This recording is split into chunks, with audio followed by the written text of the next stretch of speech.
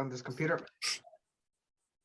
3, 2, 1, and we are back once again. What is it? What is it? What is it? Let me hear. That's right. The Light Bearers podcast. Yeah. You put the. I messed you up this time.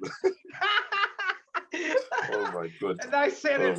I said it the right way. That's classic, though. I love it. I love it. Yeah. And so, anyway, let's get to it. It seems like we might have a fun conversation today, but dude, let me share something with you, man. I've been, training recently, like finding new ways to train with my bull worker and stuff, and dynamic tension. You know the way I train.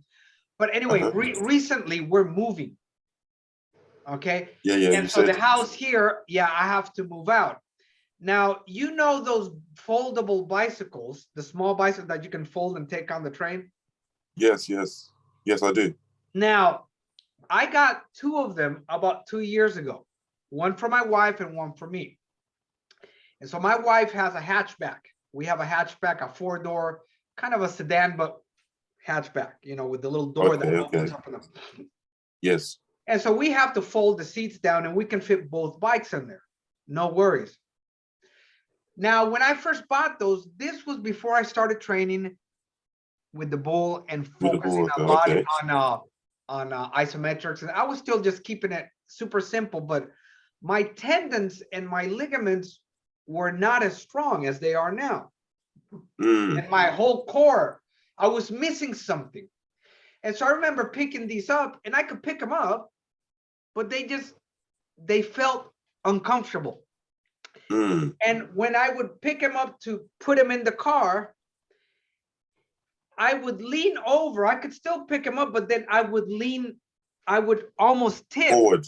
And then, you know what I mean? And then I would place them in the car, and I'd have to go around the door, the side door, and then pull them. And ask my wife to push a little bit. Well, 2 days ago, because we've had those bikes here now for 2 years, I freaking went and folded. I said, okay, take these bikes and go home because we can't fit the rest of the stuff. So the bikes need to go right now. So take the bikes. And so when I folded it, I was expecting the same shit to happen. But I picked those up like this and just placed them with no problem.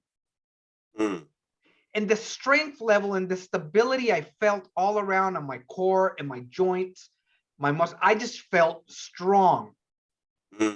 I felt solid. And that's why I work out, mate. Yes. That is why I work out. Yes, I like the aesthetics part of it too. I don't want to be like that strong and just be blubber. No, it goes, we're aesthetically motivated. That's why it's got to look good as well. Yeah. We're motivated by beauty, by art, by symmetry. That was ancient Greek philosophy used to talk about that. That's a classical education was based on the Greeks and stuff that balanced the art, the music, the exercise all into one package, science. Anyway, so knowing that, I was like, wow, this really works. And I just share because we both happen to use it. And I'm sure you can use isometrics more, but what it did to my body and how I felt, and I haven't lifted weights in a long time. That's how you really know where the proof is in the pudding, where it translates onto your everyday movement. Like the way I handle groceries now, mate. And just pick up things, it's just much better. Like I have no joint exhaustion or anything like that. So have you experienced something like that, whether it be with your mace or with your rope or with the bull worker or with your regular routine that you do? Yes, I've definitely experienced that with everything. I've experienced it with the bull worker, then it's escalated with the mace, and then it's even progressed further with the rope. So it's all tied in with me. I noticed, as soon as I used to lift bags for shopping before, my shoulders would be hurting. I'd have to swap hands all the time. And then as I was doing my routines more and more, I noticed that things become a lot easier. It first started with easier with the shopping bags, and then there was a big thing. I was always wanted to get back into combat training, you know, boxing training. Yeah. And I would hit bags, and I would hit the bag, but sometimes I would feel my whole head rattle because of where I've had the neck surgery. I would feel my whole shoulder go. But then as I kept on doing my routines, the mace, like I said, sometimes the bull workout, the rope, all of a sudden I'm punching the bag, I'm not feeling nothing. The bag is folding over. My mate is coming over to do training with me, and he's like telling me how strong my punches are. And he's like, mate, these, you know, he's telling me how devastating the force is. And I'm remembering the times when I used to hit the bag, and I used to have to watch how hard I hit it because my body hurts. Yeah, you know, from the feedback. So yeah, I definitely noticed the improvements in my body from training. And that's what it should do. It's not, and I don't knock people lifting weights, because I've met my whole, and I said all the time, my whole journey on fitness, started with weights.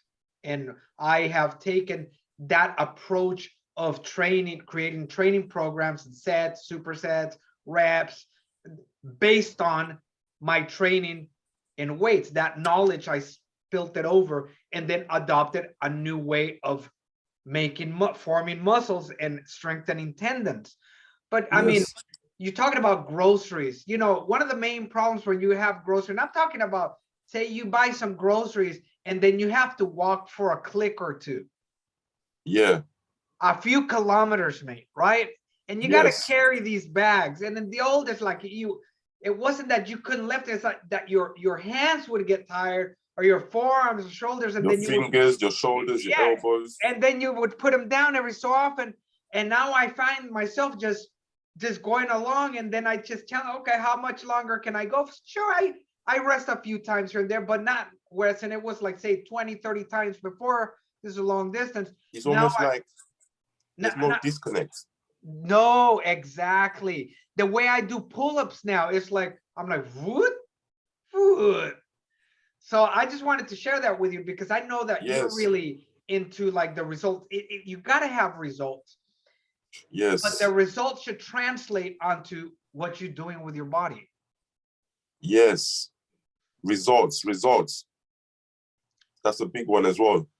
You know, when we was talking about everything you do has to have a final result. And, you know, like we were saying earlier, when we was talking about investments, a result is your final harvest from your investments.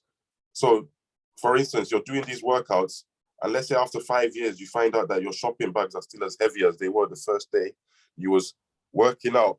I mean, what are you doing? That's a serious question you should be asking yourself. What are you doing? I mean, what am I doing wrong? Why are the bags feeling the same or even worse now? You know, after 5 years of training and the bags feel even heavier, that's like, what am I investing into here? Yes. It's a form of, you can also say like give and take, mate. Yes. And I think investments, they go into every aspect of our lives. The smallest unit would be like to plant a seed and wait for a yield, wait for a tree to grow up. That would be the smallest units. But this goes into anything we do in life. If I invest my time into a friendship and 5 years down the line, this person is backstabbing me, I didn't get my yield. I didn't get the result of this friendship. This was not an investment worth taking part in. If I put £10 into Bitcoin today and tomorrow it becomes £2, do you understand? Yes. And there's something about the human mind that I've figured out, that when you don't get the result of your investment, it leaves us a lingering sadness. Yes, it does. Well, but you know, we're both spiritual. I don't consider myself religious, but I do. I have adopted, you know, like for example, before I eat, I always, you know, kiss the food and give thanks in Japanese, right? But I combine it now with this, and you know, if I'm gonna throw away some food, like in the old days, and you know, being raised in a Catholic home or a home of Catholic inclinations, you know, we weren't just allowed to just like throw the food away. If you had something left over, you had to kiss the food, literally like kiss it, and then, you know, do like this before you threw it away. Bless it, you know. because it would be like an insult and stuff. So a slap in Mm, God's face, kind of almost like blasphemous, like, hey, that's life, don't throw it away. So anyway, yes. I've adopted so things like that. So you're talking about like, sometimes we have investment on certain friendships or relationships all around, interactions with other people, and then they end up scheming, and things go sour. They go south of heaven, and Mhm. and so we didn't get anything in return. So it's not wise. We have to be wise of who we accept in our lives. So Yes. because it's an investment. But here's where I'm getting at. Where do you think this can be reconciled Mm, with the words that still bother me, and that they crept into my spirit, into my heart? mhm. Bless those that curse you, and do good unto those who do bad to you. And if somebody does you wrong, then you forgive him. But master, how about if he does it wrong again? Then you forgive him. And Yes. this philosophy of forgiveness, and Jesus, uh, Yes. Jesus, Thank God you mentioned Jesus. yeah, Jesus came, and he didn't really get anything back from his investment, dude. You know, Yes. we lit But him, we lit him up on the cross, bro. but guess what? Uh, But guess what? That was his investment. yeah. I get it. Well, his investment That is, no, that was his investment. That was his sacrifice yeah. that Well, his, he happily accepted and came to do. yeah. There you go. Actually, I just got it. It just clicked. His investment was humanity, man. Yes. And that's the reason why that's a dangerous line to follow if that's not your purpose. Because Jesus had a mission. So every blow that he took, every insult he took it with happiness because he knew that this was part and parcel of his investment. But if your investment is not to sacrifice your life and to lay your life down for humanity, you must not follow the approach of Jesus, because Jesus was a powerful man, and it would be very disrespectful to think you can do what this man did in the first place, because what he did is something that in the books of history only one man can be attributed to doing. So who are But we to think that we could do that? but check this out. Here's the thing. Jesus said we could. That was the reason why he came in the flesh, and he allowed himself to be tempted and go through every single struggle of the flesh without help from the spirit. Yes, but guess He what? So No, we no, carry on, can carry do on. it, but it's not easy. But we are able to do it. He wanted to show us that we could, and then he showed us Yes, not to be afraid of death by dying yes. himself in front of us. So I He mean showed that's us. He showed us love. He showed us to the extremes.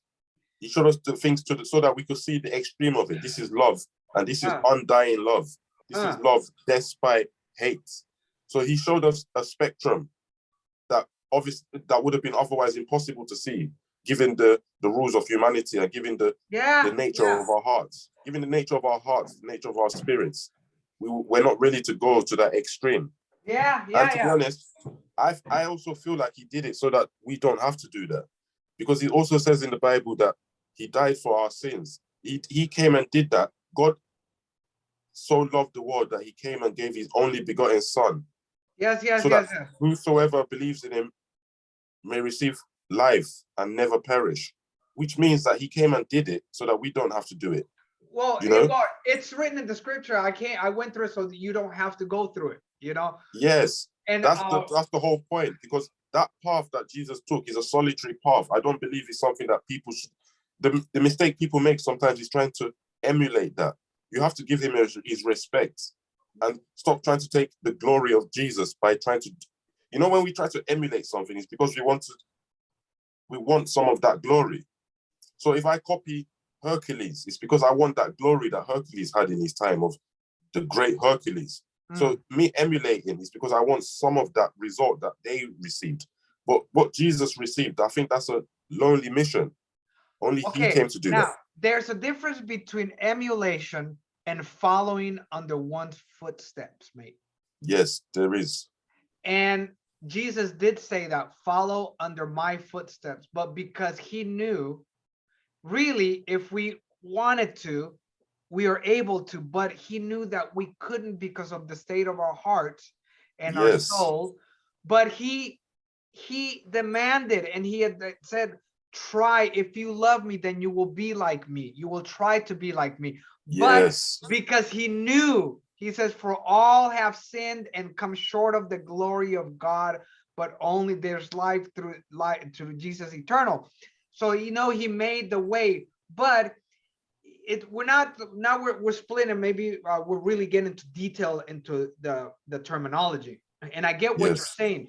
We shouldn't try to take his glory by saying, oh, that's where you get like those freaking, Yeah, those guys cult on the preachers street like, like, yeah, and all me. No, he wanted us follow to me, be, I'm like Jesus. But it's like, no, no, no, you're no, not no, like no, no. Jesus.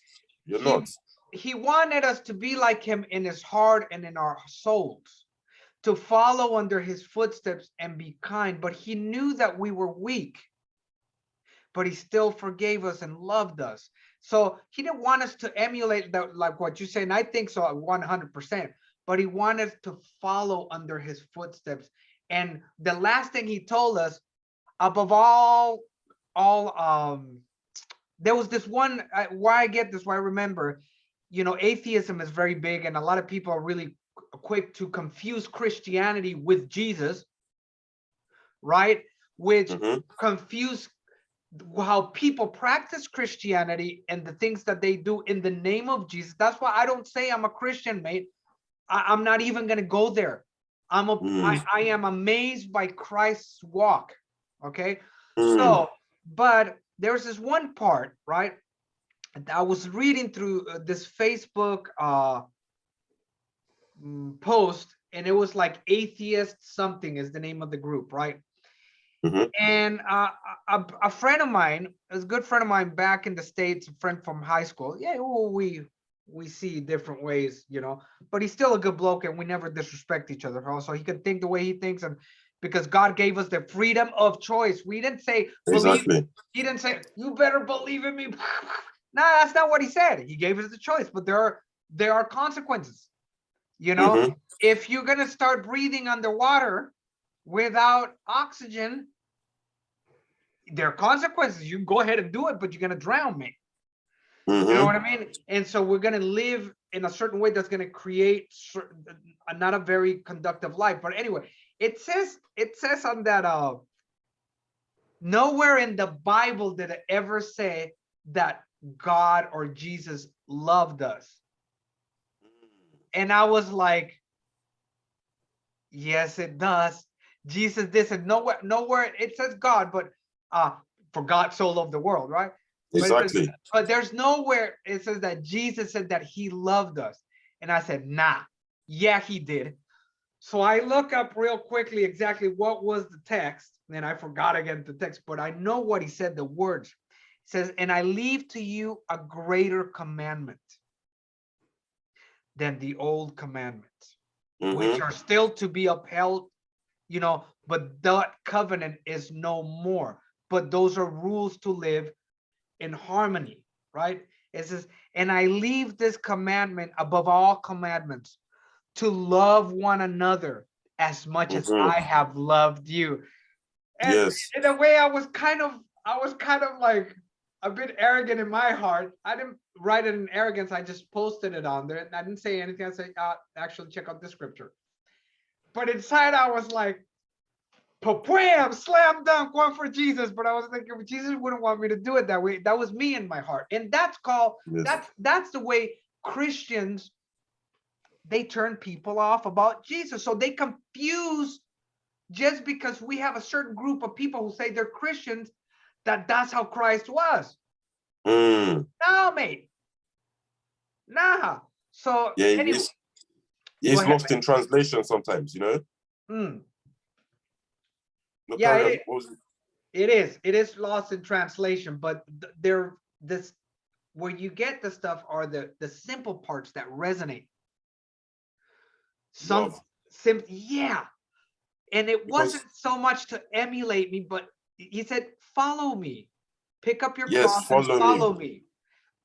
follow under my footsteps. But what should we do? Is that, well, I leave this on to you. Love each other. That's the Simple. key. Yes. Not trying to be him, not trying to walk on water, not trying to turn water into wine, not trying No. to heal the sick, Yeah, not trying to yeah. not trying to do all of that, because that was his role, that was his job. I mean, unless if you slept in the night and you heard God's voice telling you that, my son, you need to save the world, don't give yourself the responsibility that was not given to you. Yes, yes, You yes, know? yes, yes. And Exactly. when you was talking about love, love, love, love, they say conquers all. Because even if we can break every single thing here, we can look at it in a vague, big scope, but we can also look at it in a tiny thing, like a little seed.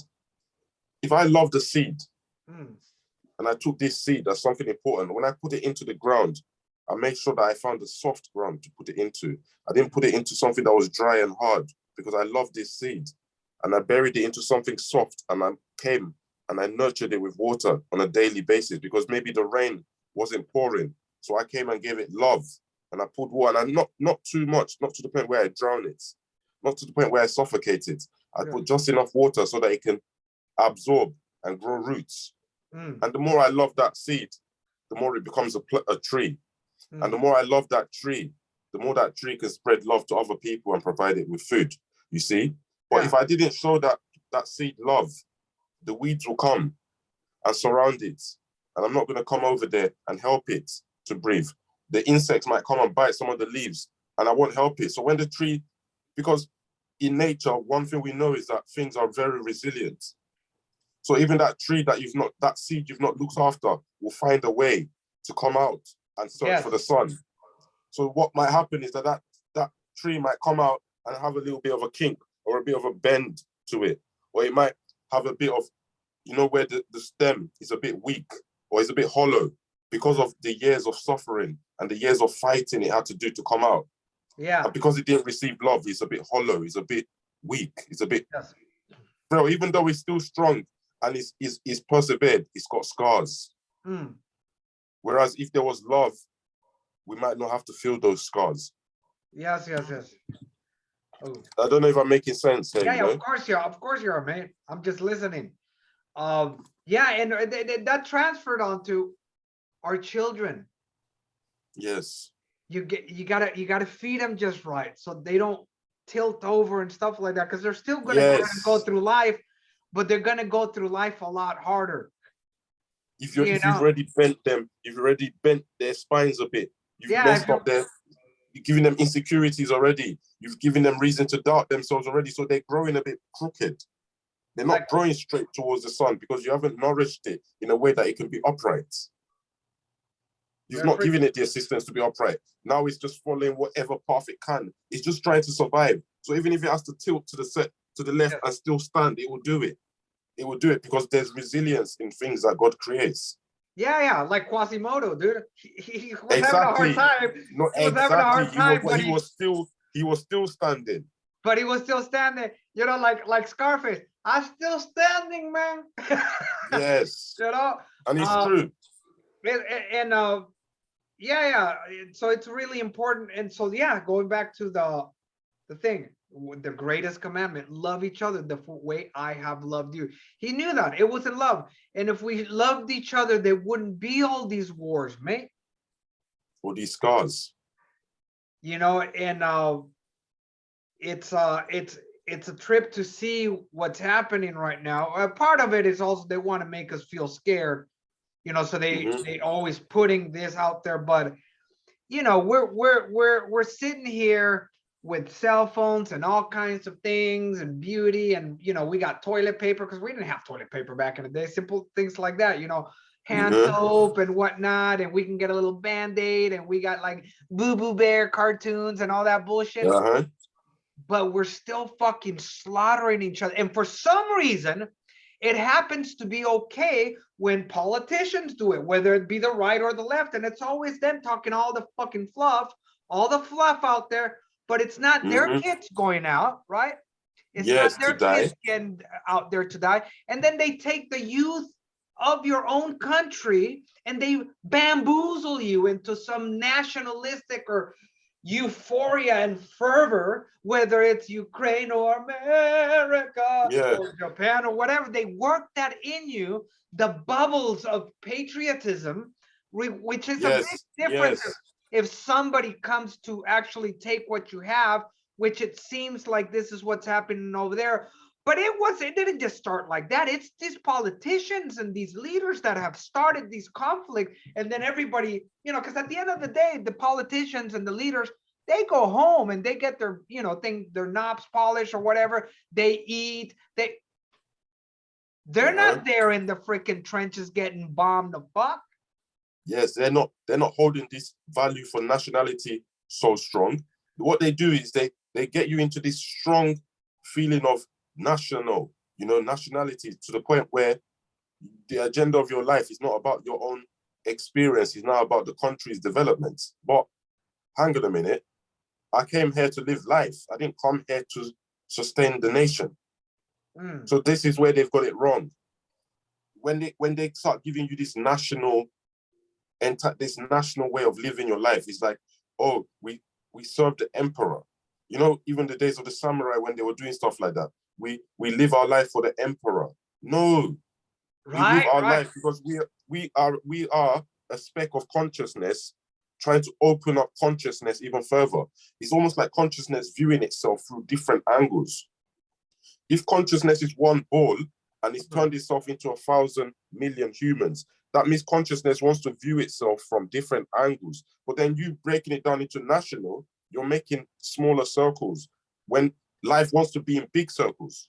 Yeah, well, I mean, you're talking about emperors, like in Thailand, it's just some regular dude. And this dude is one of the richest persons in the world.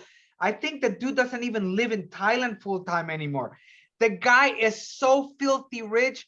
He made freaking, Michael Jackson look like a beggar.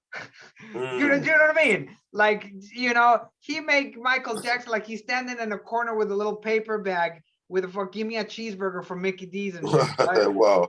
And so people have his picture in the house, and he's pretty much worship. Oh, the emperor, and everybody cries from their buttholes and their ears and for the emperor.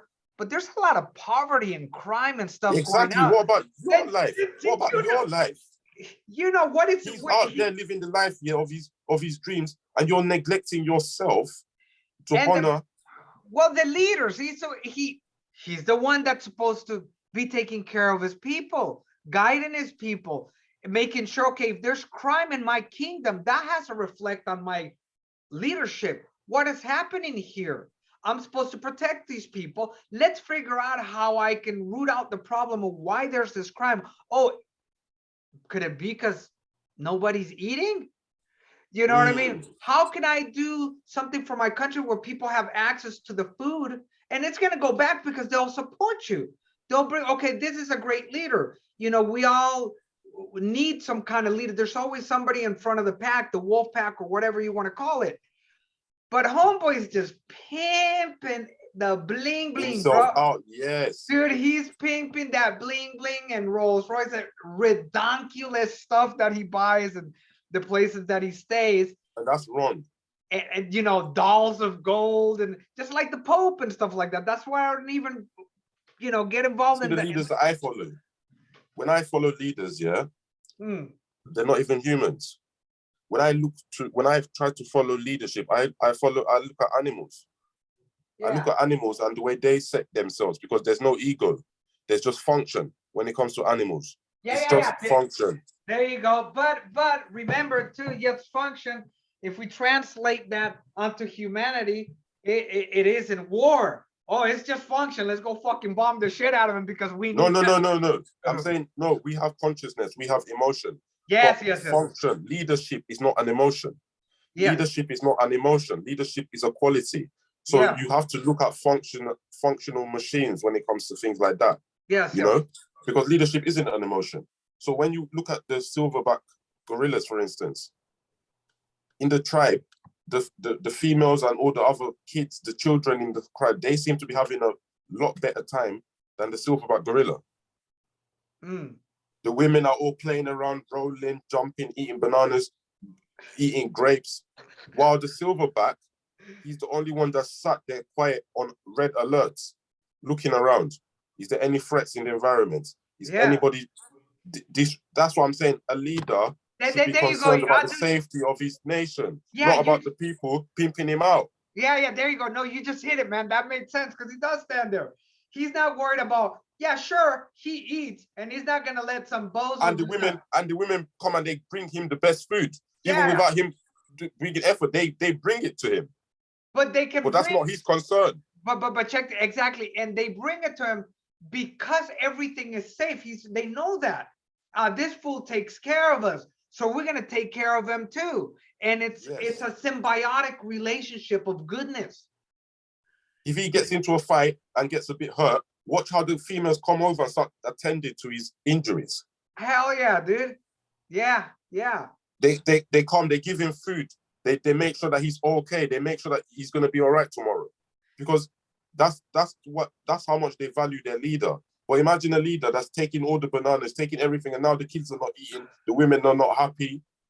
Mate, come on, it's not going to work out, is it? Yeah. So what is when you look at leadership? What is the idea of literature and leadership? And when you see that, again, it's pragmatics function. That's total Greek philosophy there too. You got to look at that pyramid. And so what does a leader do? What is his job to do? Take care of and lead his people to have a healthy nation, healthy, balanced, so that if somebody does come to invade you from overseas, you're not coerced into fighting the war. You do it to preserve that beauty that you have under that pyramid. Yes, under that leadership. Exactly. So yeah, man, I love the gorilla part because he just fucking chills, dude. So he's watching, you know. He's checking it all out. He's probably got the most stress. He's going through the most stress out of everyone. So already, when you mention a war where the generals are sending his own soldiers to fight while the leaders are staying back, that is not a leader. This is some human construct here, and they're using words such as leadership. It's not the same thing. No. When the threat comes into the jungle, the silverback is not looking to the females or the kids. He's coming out and he's taking the whole force, even if there's 5 against 1. He's not looking, he takes it. The leader is the one fighting the battles. Back in the days, Alexander the Great. He was in the front, bro. He was right there. Yeah. So I'm not following. That's what I'm saying. So these people now are not leaders. These are, you could almost say, tyrants, narcissists, people abusing power. Yes. No leader you're not a leader until you're in the front of the battlefield. Yes. Well, check this out. It's funny how you say that that he's got the most stress. So, you know, people are going to come out, yeah, because he does have the most stress, that he should be able to pimp himself out. Yes, if he's taking care of business. Exactly, of business. If he's taking care of business. Then we need to take care of him because he's got all that on his mind. And, you know, but it doesn't mean that he doesn't need a fucking golden statue that's half of the price of the planet. Exactly, and now everybody's starving. Exactly. Yeah, man, that's all. Hey, it's funny that's where we're still at. And no, they've just reversed the roles. So we've now got the follower almost leading. There's no strength in a leader that does not fight his own battles. I'm telling you now, there is no strength in it. There's no honor in it, and there's nothing beautiful about that. No, but we've been bamboozled into all of it, man. That's why I don't follow it anymore. I don't care if it's left or right. It's, man, in Colombia would say it's the same prostitute with a different thong. You know, how do you know a good barber when you go into a barber shop? When there's 2 barbers. Well, say that again. When you go into a barber shop. Yeah, that's right. Yeah. And there's 2 barbers. How do you know who's the best barber? Well, yeah, when there's 2 of them, yeah, that's right, or more. You know what I mean? But really, it's the one with the worst haircut. With the one fucking hair, that's the one with the worst haircut is the best barber. Explain that one to me. It might have just flown. Because the guy with the good haircut, obviously. That's right. The guy from the good haircut. Yeah, that's a good one. He got his hair cut by the good barber. By the good barber. Yeah. That's you awesome. See what I'm saying? Yeah. That's fucking awesome. So the result of leadership is not seen on the leader. That's what I'm trying to bring up. The result of seen on leadership the is seen on the people, followers. It's on seen the on the people, on people. his people. Yes, When yes. you see happy people, happy children, happy women, happy everybody, then you know that you've got a good leader. Yep. Yeah, that's badass. Oh man, we're about to reach. I know our time wasn't too long today, but But it was very a strong. condensed. Yeah, man, it was awesome. Great conversation. Uh, let you always take the end, man. I like you to just drop your, give me some of that flow mojo, that freaking a little dismount, spiritual So, dismount. so I want to say that everything, when this is in the Bible as well, it says, guard your properties, guard your belongings, guard them like you don't want the thief of the knife to come and take them. You don't want the thief of the night to take it, because your property is your investment, your resources. It's not just money. It's not just money. It's time, it's energy, it's effort. Do not invest your time, energy, effort, or money into anything that's not going to flourish. Because in this time and age we live in now, your mental health is very important, where other people don't really care about it. They mock it. They make funny things about it on the TV. People are laughing at people's sufferings on TV, and it's become a meme and emojis.